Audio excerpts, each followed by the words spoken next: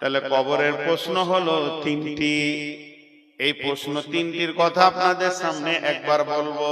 প্রথম নম্বরে মান রব্বুকা, দ্বিতীয় নম্বরে মা দিনুকা, তৃতীয় নম্বরে মান নবিয়ুকা। তোমার রব কে? মান রব্বুকা, এর উত্তর হচ্ছে রব্বি আল্লাহ। মা দিনুকা, এর উত্তর হচ্ছে দ্বীনুল ইসলাম। আর মান নবিয়ুকা, তোমার নবী কে? এর উত্তর হচ্ছে নবী মুহাম্মদুর রাসূলুল্লাহ সাল্লাল্লাহু আলাইহি ওয়াসাল্লাম। যে এই তিনটি উত্তর দিতে পারবে বন্ধুরে, তার আবাদান আবাদান সে সুখের জগতে চলে যাবে। অতএব কবরে তিনখানা প্রশ্ন রেডি করে কবরে যেতে হবে। আপনি বলবেন মুখস্থ করে নেব। মুখস্থ তো আমার আছে। মাদ্রাসায় যতজন পড়েছে আশা করি সবারই মুখস্থ আছে। আর না হয় এই ছোট প্রশ্ন উত্তর আপনারা মুখস্থ করে কাগজে লিখে? জি না ভাই, ওখানে মুখস্থ বিদ্যা চলবে না। কোন রকমে মুখস্থ বিদ্যা ওখানে চলবে না, চলবে না, চলবে না, চলবে না। তাই যদি হতো, যারা আরবি ভাষায় কথা বলে তাদের কাছে তো এটা কঠিনই নয়, আর যারা অন্য ভাষায় বলে তাদের কাছেও কঠিন নয়, মুখস্থ করে নেবে।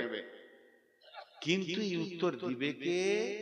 ইমানই বদলায়, ইমানই ক্ষমতাতে। রব ও রব, ফেরেশতা বলবে তোমার রব কে? তোমার রব কে? রবের আবিধানিক অর্থ কি? আগে রবের মানেটা জানি। রব মানে পালনেওয়ালা, রব মানে পরওয়ারদিগার। আমি ইংরেজি জানি না, শুনেছি রব মানে কেয়ারটেকার। যে তোমার সার্বিক চিন্তা করে সে রব। এবার বলি, দার্শনিকরা এর তর্জমা করেছে অনস্তিত্ব থেকে অস্তিত্ব দিয়ে আনুপাতিক হারে যে চাহিদা মেটায় তিনি তোমার রব। অনস্তিত্ব থেকে অস্তিত্ব দিয়ে আনুপাতিক হারে যে চাহিদা মেটায় সেই তোমার রব। আরেকবার বলছি, অনস্তিত্ব থেকে অস্তিত্ব দিয়ে আনুপাতিক হারে যে চাহিদা মেটায় সে তোমার রব। এটা সহজ করে দিচ্ছি। তোমার কোনো চিহ্ন ছিল না, যে তোমাকে বানিয়েছে। তোমার কোনো চিহ্ন ছিল না, যে তোমাকে বানিয়েছে। বানিয়ে তোমার খাওয়া দাওয়া সুখ দুঃখ সব চিন্তা তার হাতে আছে, সে তোমার রব। তোমার খাওয়া দাওয়া সুখ দুঃখ সব চিন্তা যার হাতে আছে সে তোমার রব। এবার এখানে মজাটা দেখেন, রব রব ও রব এত কেন ট্রেস নিয়ে বলছি, একটু ধৈর্য ধরে। ও রব, রবের বিষয়টা যদি গুরুত্ব না দেন সব কোন দিকে চলে যাবে। আল্লাহর একটাই নাম আল্লাহ। আল্লাহর কটা নাম? একটাই নাম। সকলে মহব্বতের সঙ্গে একবার বলতে পারবো আল্লাহ, এটা নাম। বাকিগুলো সিফাত গুণ। আল্লাহ রাজ্জাক, খেতে দেন তাই রাজ্জাক। আল্লাহ রহমান ও রহিম, তিনি দয়ালু মেহেরবান। আল্লাহ গফফার, তিনি মাফ করনেওয়ালা। এই যে এগুলো গুণ। আমার নাম নূর মোহাম্মদ, কিন্তু আমি গাড়ি চালাইলে বলবেন ড্রাইভার, বকছি তাই বলবেন বক্তা, মাঝি, নৌকা চালালে বলবেন মাঝি, দোকান চালালে বলবেন দোকানদার, কাপড় বিক্রি করলে বলবেন কাপড়ওয়ালা, আমকি বিক্রি করলে বললেন আমওয়ালা।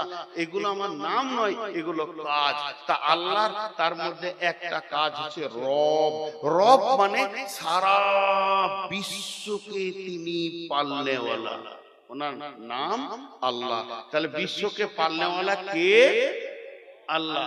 জোরে বলেন, বিশ্বকে পালনেওয়ালা কে? আল্লাহ। এবার আমি কি কিছু করছি, তোমাকে পালনেওয়ালা কে? আল্লাহ। তো ও ফেরেশতা এটা আরবিতে বলবে মান রব্বুকা, তোমাকে কে পেলেছিল, তোমাকে কে সুখ দুঃখে ছিল, তোমার সব দিকটা কে লক্ষ্য করেছে? উত্তর হবে আল্লাহ। বুঝে এলো? এবার দেখেন আল্লাহ তাবারাক ওয়া তাআলা যেদিন সমস্ত মানুষকে জন্ম দিলেন, হযরত আদম আলাইহিস সালামকে সৃষ্টি করার পর আদমের পিঠে হাত রাখলেন। হাত রাখার পর ঝুরঝুর করে বালুর মতো পড়লো। সমস্ত মানুষকে একসঙ্গে বানিয়ে নিলেন। কিয়ামত পর্যন্ত যত মানুষ আসবে তাদের আত্মাকে সামনে রেখে, সেদিন বিশ্ব নবী ওখানে ছিলেন, সমস্ত নবী ওখানে ছিলেন, সমস্ত যত মানুষ কিয়ামত পর্যন্ত আসবে সবগুলাকে এক জায়গায় জমা করে আল্লাহ তাবারাক ওয়া তাআলা বলেন, আলাস্তু বিরাব্বিকুম, আমি কি তোমাদের রব নয়, পালনেওয়ালা নয়? আমরা বললাম ক্বালু বালা। ভুলে যাব বলে পেছনে পেছনে কোরআন দিলেন, নবী দিলেন, আমরা ওটা মনে রাখতে পারবো না বলে দিয়ে দিয়েছেন। তাহলে আমরা আল্লাহ বলছি, কোরআনে যখন এসেছে তাইলে এই ঘটনাটা আমাদের ঘটেছে, আমরা আল্লাহকে রব বলে মেনে নিয়েছি। আল্লাহ এটা প্রথমেই কেন আমাদেরকে দিয়ে দিলেন? আল্লাহ এটা প্রথমেই কেন দিয়ে দিলেন? আল্লাহ এটা প্রথমেই দিলে কেন? জন্মের প্রথমে সিরিয়াল একে সে তার নিজের পরিচয়টা কেন দিলেন? আল্লাহ এই জন্যই এটাকে দিলেন, যেহেতু আখিরাতের প্রথমেই প্রশ্ন হবে তোমার রব কে। তাহলে আল্লাহ আগে শিখিয়ে দিয়েছেন, বুঝিয়ে দিয়েছেন। এরপরে কবরে যখন যাবেন ওই কথাটাই শুনতে পাবেন, মান রব্বুকা, তোমার রব কে। আর বান্দা বলবে রব্বি আল্লাহ। কোন বান্দা বলবে? যে বান্দা পৃথিবীতে রবওয়ালা জিন্দেগি করেছে, শিরক করে নাই, আল্লাহকে ভয় করেছে, আল্লাহকে ভরসা করেছে, আল্লাহর কাছে ডেকেছে, বিপদ আপদে প্রয়োজন আল্লাহর কাছে চেয়েছে, আল্লাহ ছাড়া সে কিছুই বুঝে না, সুখে দুঃখে লাভে লসে সব সময় আল্লাহকে জড়িয়ে ধরে যে থেকেছে, সেই কবরে বলবে আমার রব আল্লাহ। তার মানে এক কথাই বলে দিই, কবরে যাওয়ার আগে পর্যন্ত আল্লাহকে যে জড়িয়ে ধরে রেখেছে নিজের সঙ্গে, সে তাকে আর শিখাতে হবে না, তার মুখ দিয়ে অটোমেটিক বের হবে আমার রব আল্লাহ। নাম্বার 2, মা দিনুকা, তোমার দিন কি? মা দিনুকা, তোমার দিন কি? মা দিনুকা, তোমার দিন কি? কে বলবে আমার দিন ইসলাম।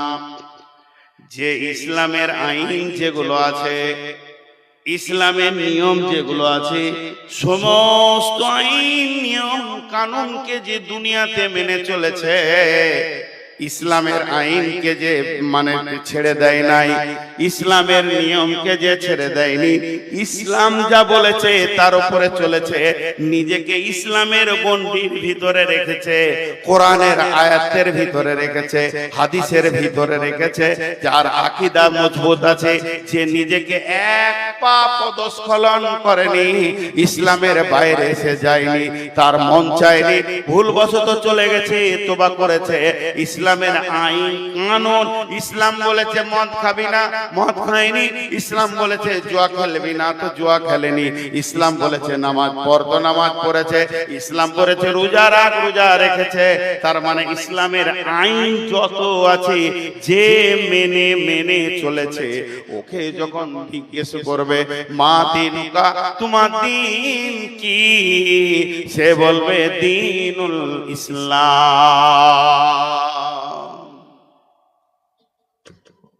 জি ভাই, কোরআনের একটা আইন আছে, কোরআনের ভিতরে একটা আইন আছে।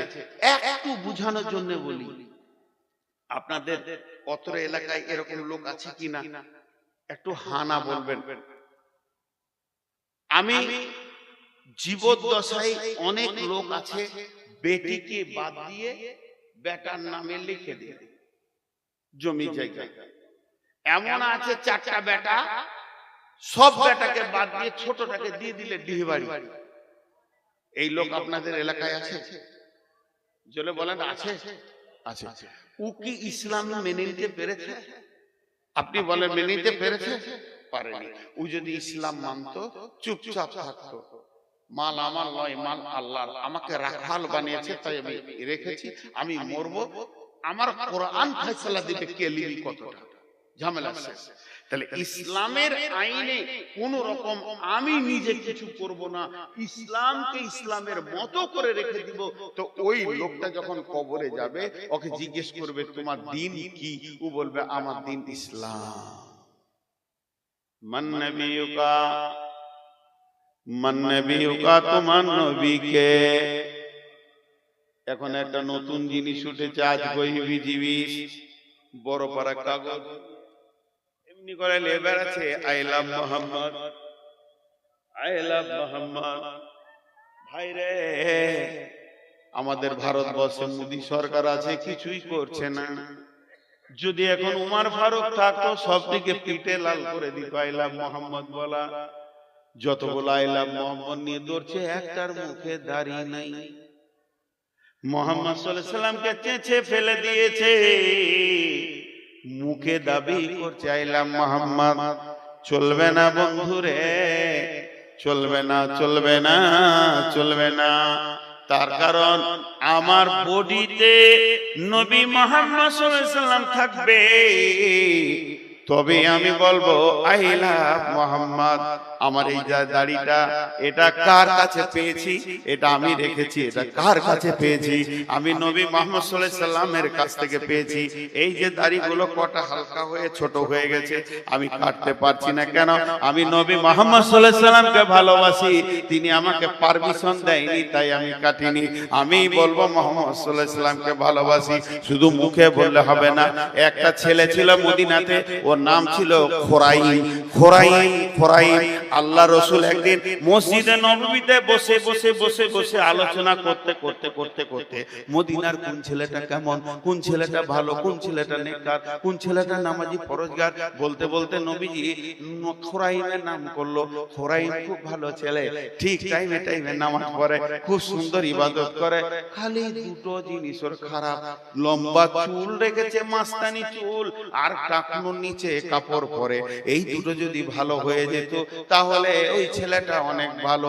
ওই সাহাবীটা যে শুনেছে রাসূল বলছেন খোরাইম ভালো, খালি দুটি কাজ ওর খারাপ। স্বয়ং ঘুরতে ঘুরতে একদিন খোরাইমের সঙ্গে দেখা হয়ে গেল। যখনই দেখা হয়ে গেল, খোরাইমকে বলছে, খোরাইম রে, তোর ব্যাপারে রাসূল মসজিদে নববীতে আলোচনা করছিল। এইদিকে ধ্যান দেন, এইদিকে ধ্যান দেন। আজাজিল শয়তান এসে এখন যখন কথা দামি হবে, জেনে নেন আজাজিল শয়তান এসে। আর ওই যে লাফাঙ্গার গুলো আছে, ওর এজেন্ট, প্রতি জালসায় ওরা যাবে আর ঝগড়া বাঁধাবে, দিয়ে একটা হইচই করবে। আল্লাহর রাস্তে হাতগুলো ধরে বলছি, লাফাঙ্গারদের দিকে মাথা দিবেন না, এইদিকে ধ্যান দেন। খোরাইম রে, খোরাইম বলে কি? আরে মসজিদে নববীতে বসে বসে রাসূল তোর ব্যাপারে বলছে ভালো ছেলে। ওর কলজেটা বড় হয়ে গেল। হ্যাঁ ঠিক নাকি বলছিল, হ্যাঁ তোর নাম ধরে বলছে তুই ভালো। খালি আল্লাহ রাসূল বলছে দুটো জিনিস ওর খারাপ, তোর মুখটা ঝুঁসে গেল। খুশি যতটা হলো ঝুঁসে। কি খারাপ বলছে? বলছে তুই টাকনুর নিচে কাপড় পরিস, আর ওই যে চুল রেখেছিস মাস্তানি, যেটা সুন্নত নয়। আমার রাসূল এই দুটো অপছন্দ করেছে। খোরাইম আর নাপিত খেলা গেল না, বাড়িতে গিয়ে নিজের মাথার চুলকে নিজে ধরছে আর চাকু দিয়ে আর কাটছে। বলছে, ওরে চুল রে, তোর মতো চুলকে আমি রাখবো না, যেহেতু আমার রাসূল নারাজ হয়ে গেছে, এ চুল আমি রাখতে পারি না। নিজের কাপড়টাকে কেমনি করে চাকু দিয়ে কেটে ফেরে চুলে ফেলে দিল। তুই কাপড় আমার রাসূলকে নারাজ করে দিয়েছিস। এই লোকটা কবরে বলবে, মান নবিয়ুকা, নবী মুহাম্মদুর রাসূলুল্লাহ। খালি মুখে লয়। আমাদের দেশে পশ্চিমবঙ্গের নাম বলবো না, একটা জায়গা আছে যেখানে জালসাতে কাওয়ালি হয়। জালসাতে কাওয়ালি হয়, মালটা বিরিয়ানি মাল হয়। আমিও গেছি ওই এলাকায় দুবার জালসা করতে, আর যাই না। তো একটা বক্তা উঠবে, একটা কোয়ালি হবে। তো বক্তাকে বসিয়ে দিয়েছে, আর এখানে কোয়ালি হচ্ছে খুব। টানানা খুব মজবুত লেগে গেছে। এবার কোয়ালিওয়ালা সুর লিতে লিতে কি বলছে দেখেন, জিসকে দিল মে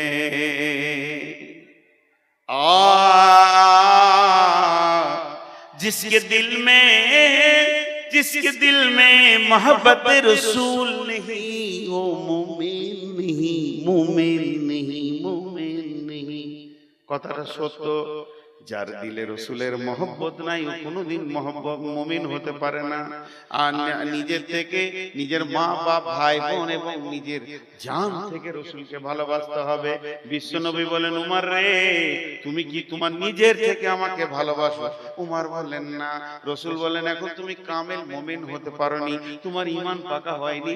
হযরত উমর দেখলেন না আমি না বুঝে বলে ফেলেছি, কিন্তু আসলে আমার জান থাকতে রসুলের জানকে কাউকে নিতে দিব না।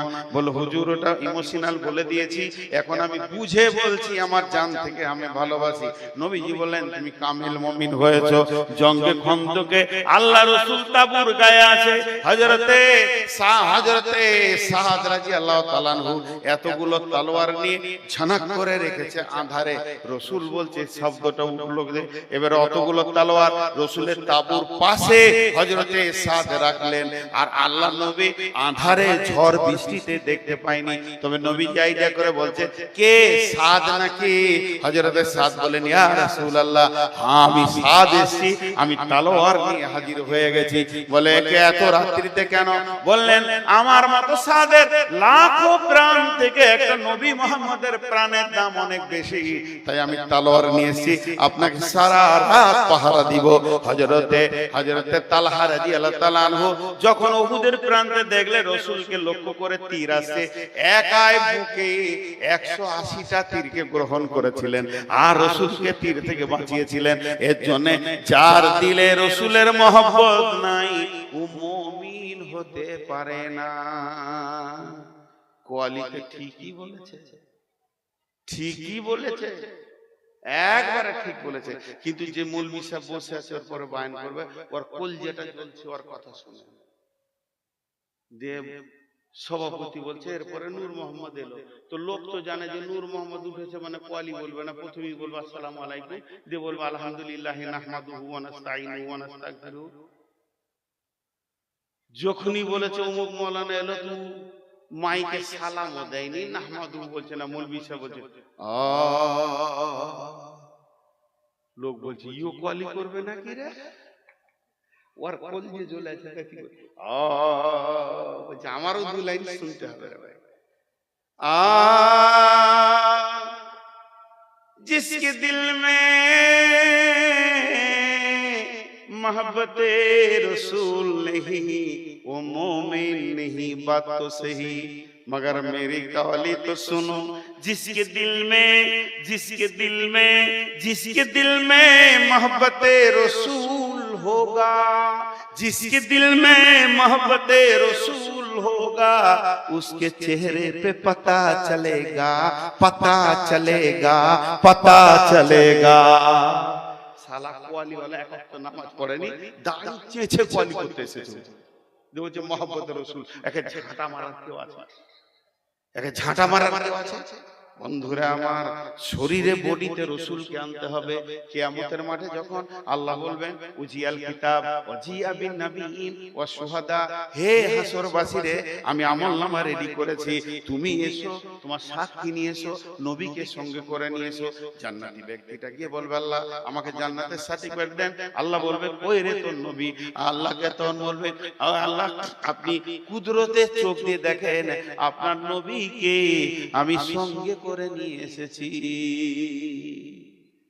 সভাপতি এবার ঘড়ি দেখছে, মনে মনে ভাবছে বক্তা কি রিং টালাচ্ছে নাকি রে, এখনো ছাড়ছে না, জি ছেড়ে দেব। কি আদায় করতে পারি? আদায় করব। আপনাদের এই লোকগুলো যতগুলি বসে আছেন, আল্লাহর রাস্তে সকলকে একটা কথা বলছি। আমার বক্তব্য শুরু থেকে শেষ পর্যন্ত আমি একটা বিষয় ছিলাম, কবর। গোটা বক্তব্যটা 1 মিনিটে বলবো। কবরে যেতেই হবে, সওয়াল জবাব হবে, উত্তর দিতেই হবে। কবর একটা এমন যাঁচের জায়গা যেখানে আপনাকে চেক করে ছানবিন করে আপনার ইমানের সমস্ত কিছু চুন চুন করে বের করে নেবে, তারপরে পরপরে আপনার রাস্তা দেখিয়ে দিবে জান্নাত না জাহান্নাম। এই কবর হলো একটা জান্নাতের সুলঙ্গ, জান্নাতের টুকরো, আর জাহান্নামের সুলঙ্গ, জাহান্নামের গর্ত। এই জিনিসটা আমাদেরকে ভাবতে হবে। তাই কবরের জন্য বারবার রাসূল জানাজার কথা বলেছেন, তোমরা জানাজায় যাও, জানাজায় নেকি নাও, নেকি নাও। কবরে জিয়ারতের করা আছে। এখন তো কবর জিয়ারত আমরা ছেড়ে দিয়েছি।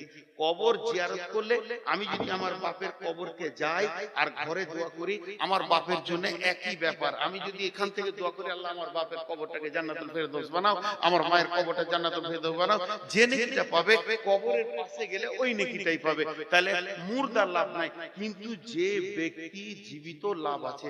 কবর দেখলে হৃদয়টা ভয় হবে, গর্তগুলো দেখলে আমাকেও এখানে আসতে হবে, এই আক্কেলটা খুলবে। এর জন্য মাঝে মাঝে কবর যাওয়া ভালো। টাকা নিয়ে দুনিয়া সফর করলাম, কিন্তু একবার কবর সফর করলাম না। যতগুলি লোক বসে আছেন, আমি ঘড়ি দেখছি, আপনারা ঘড়ি দেখেন, আমি 5 মিনিট টাইম নিলাম, 5 মিনিট, আর সকলের হাতগুলো ধরে বলছি ভাই উঠবেন না। আমাকে তো হাত পাই ধরতে হয়, আমি শেষ বক্তা, আর কোনো বক্তা নাই। 5টা মিনিট আপনারা আমাকে দেবেন, আমি খুশি হয়ে যাব। এই জন্য আপনারা একজনও উঠবেন না। বাপ বলছি, ভাই বলছি, ছোট ছেলেদেরকে, বাবা বাবা সোনা মানিক আর মা বোনেরা যে বসে আছেন, সকলের কাছে আমি একটু হাত জোর করে আপনাদের কাছে ভিক্ষা চাইছি। 5 মিনিট, 5 মিনিট আপনারা ঘড়ি দেখে নেন, আমিও ঘড়ি দেখে নিলাম। এই 5 মিনিট মাদ্রাসার জন্য কিছু করতে হবে। যদি না করি তো মাদ্রাসাটা তো অন্যদিকে চলে যাবে। এত বড় আয়োজন, এত কষ্ট, কমিটির এত দৌড়ঝাঁপ, আর মাদ্রাসা যদি কিছু না পায় তো ভুল হবে। বিধায় এখানে কয়েকজন দিয়েছে, কি আছে, জাকির সীতাপাহাড়ি থেকে, আত্তার সাহেব ফেরের জন্য 5000 টাকা, জাকির হোসেন 2 বস্তা সিমেন্ট দিয়েছে, সালামত দিয়েছে 1 বস্তা সিমেন্ট, আর রেজিনা দিয়েছে 2 প্যাকেট সিমেন্ট, হাসিম দিয়েছে 5 প্যাকেট সিমেন্ট, মহিলাদের মহল থেকে এসেছে 12,922, বেনামিতে 5000, আর কৈসুদ্দিন সাহেব 20,000 টাকা। এগুলো টাকা এসেছে। এই দেখেন আমি হাতে পায়ে ধরলাম, তাও দুজন উঠছে। বাপজি আপনাদের পায়ে ধরছি, বসে 5 মিনিট, 5 মিনিট ক্ষতি হয়ে যাবে না বাবা, ক্ষতি হয়ে যাবে না। হ্যাঁ, যিনি টাকা দিবেন উনি উঠেন, যদি কিছু দেন এদিকে আসেন। যদি এই 5 মিনিটের ভিতরে 2000, 5000, 1000 যারা দিবেন তারা উঠে এদিকে আসেন, পেছন দিয়ে যেন না ভাই আমার, আমরা একসঙ্গে দোয়া করে সারবো।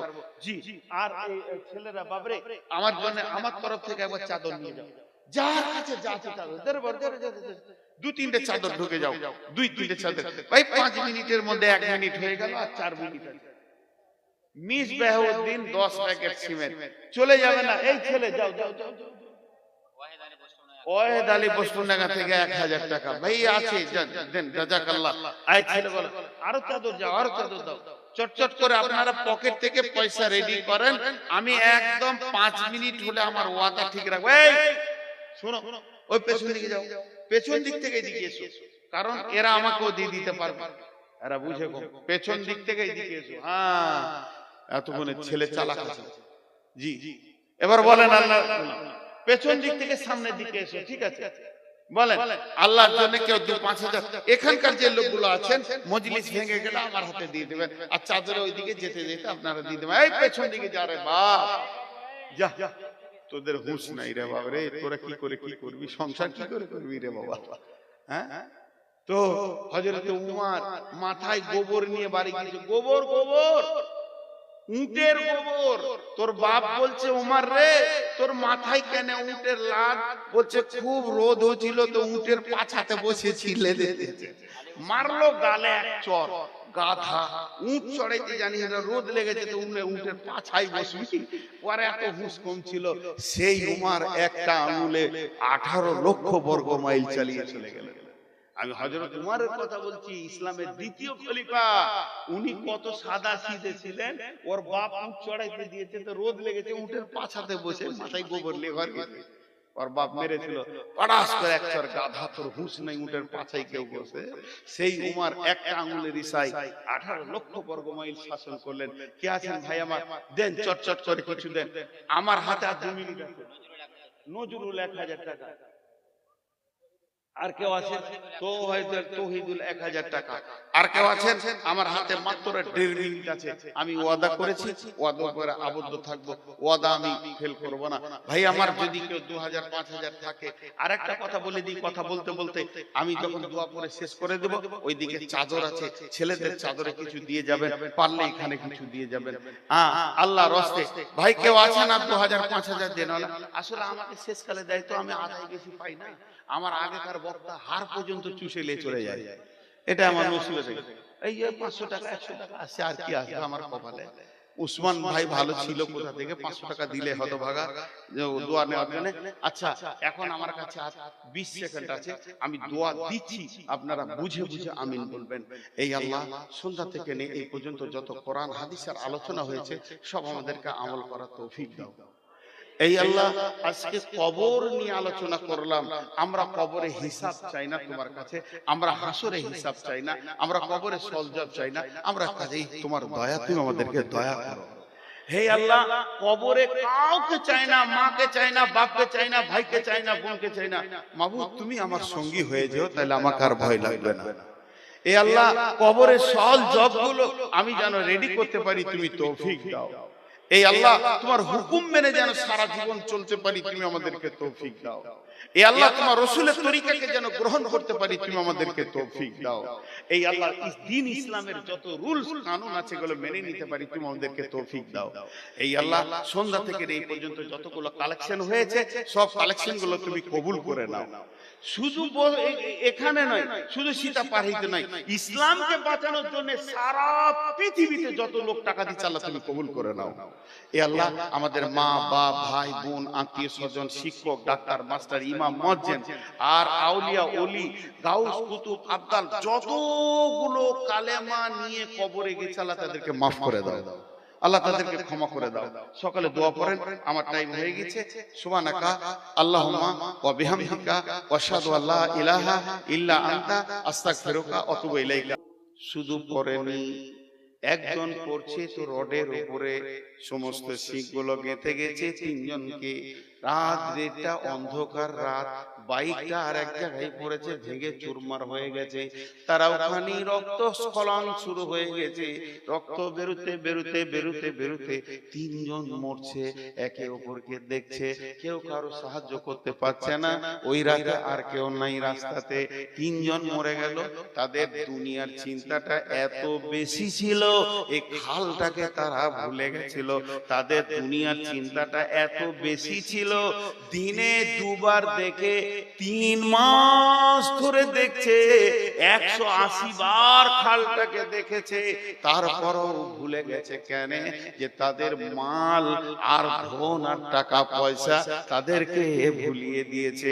যে ছেলেটা প্রতিদিন 2 বার দেখে, ওই আবার গাড়িটা চালাতে গিয়ে 3 জন মারা গেল।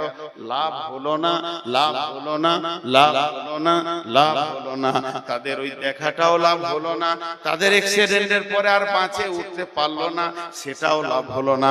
আল্লাহ তাবারাক ওয়া তাআলা বলছেন, আল্লাহু মুত্তাকাসুর হাত্তা সুরতুমুল মাকাবির। হে পৃথিবীর মানুষ, হে এলাকার মানুষ, সীতাপাড়ি এলাকার মানুষ, হে দুনিয়ার মানুষ, তোমরা কান করে শোনো। কবরকে কতবার দেখেছো, একবার অঙ্ক করে দেখো। এই মোর হাতে কুদাল ধরিয়া কঠিন মাটির তলে গাড়িয়া দিয়েছি, কত সোনা মুখ নয় চোখের জলে। জীবনে আমি কবরকে কতবার দেখেছি। আব্বাকে যেদিন দিয়েছি কবর দেখেছি, মাকে দিয়ে এলাম কবরকে দেখলাম, দাদা দাদিকে দিতে গেলাম কবরকে দেখলাম, গায়ের 20খানা মাইয়াত হয়েছে, কবরকে 20 বার দেখেছি। পাড়া আত্মীয় স্বজন নিয়ে আরো 80 বার আমি জানাজা পড়েছি।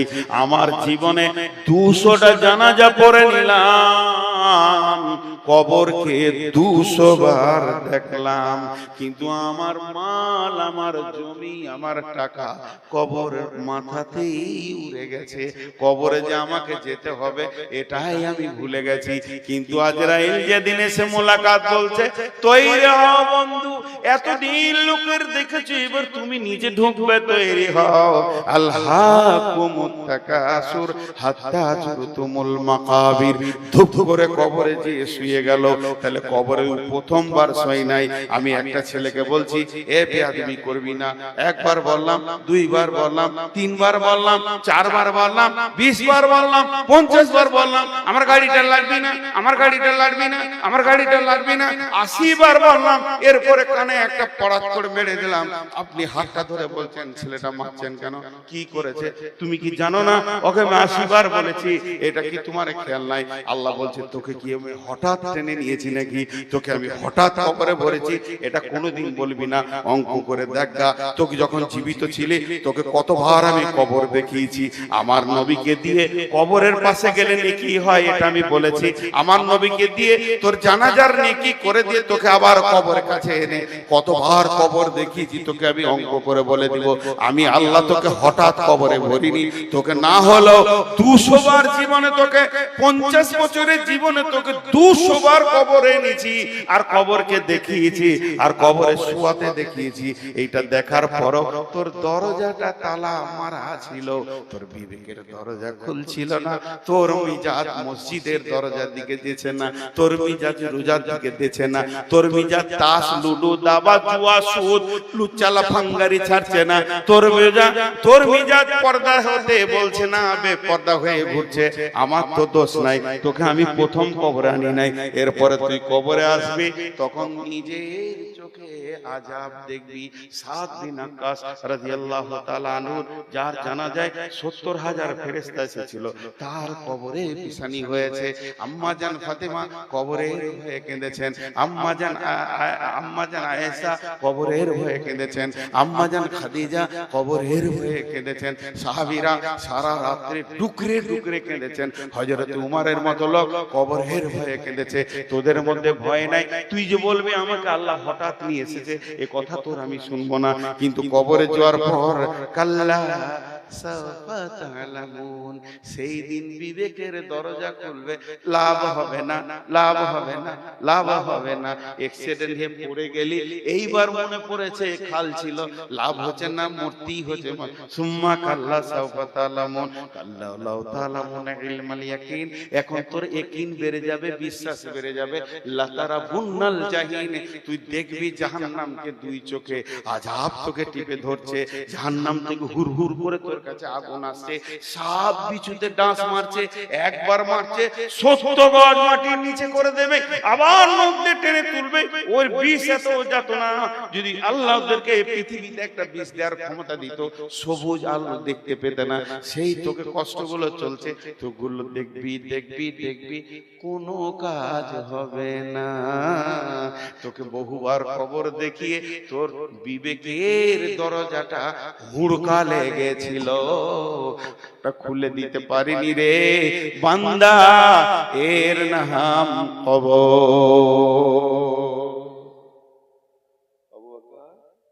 বুড়াকে কত বকাবে? 12টা বেজে গেছে। না না না, আমার 12টা বেজে গেছে। ঘড়ির 12টা বাজবে, ওটা আমি কেন বলবো? জি, একটা গল্প শোনাই। রাতে তো কাহিনী শোনাই সবাই।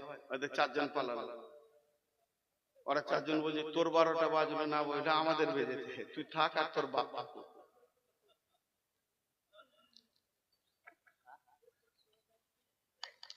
জি, একটা রাজা, এটা আমার বায়নার সাথে কোনো মিল নাই, আপনাদের একটা গল্প শুনেছি, এটা বায়নার উদাহরণ।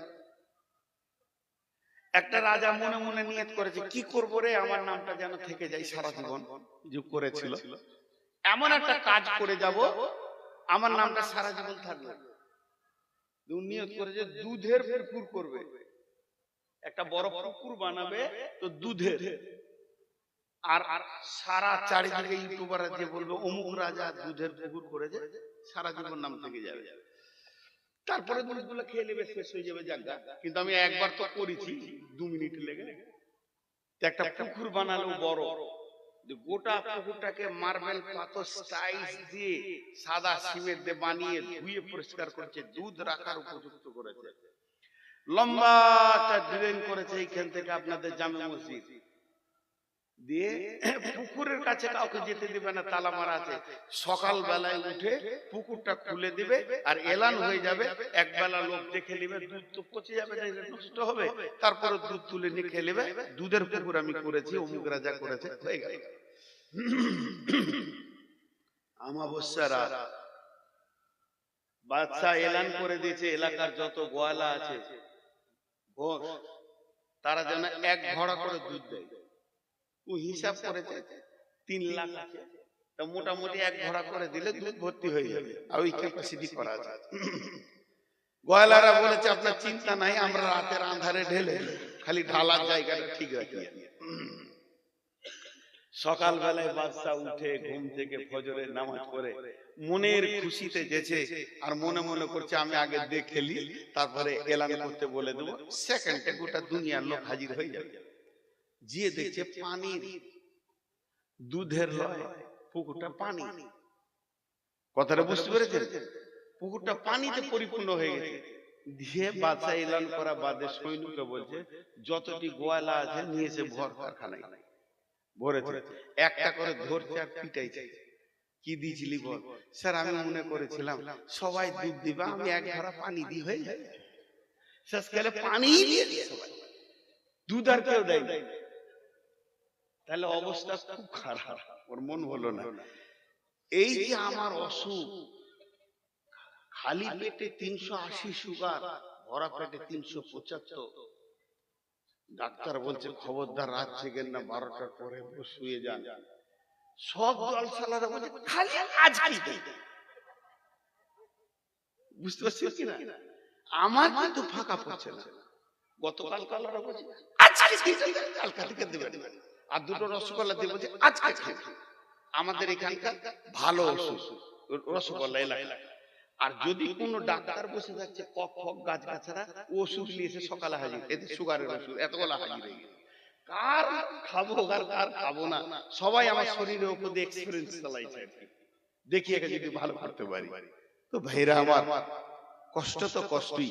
তো আমি আর আপনাদেরকে বেশি বিরক্ত করবো না, কিছুক্ষণ চালাচ্ছি, ছেড়ে দিচ্ছি না, হালকা সময় থাকবো, আপনারা হালকা সময় থাকেন, একসাথে দোয়া করে ভাঙবো ইনশাআল্লাহ। তা আমি এখন যেটা আপনাদের সামনে বক্তব্য রাখছি, এটা একটা বিষয়, তার নাম হলো কবর। কবর থেকে বড় হুঁশিয়ার।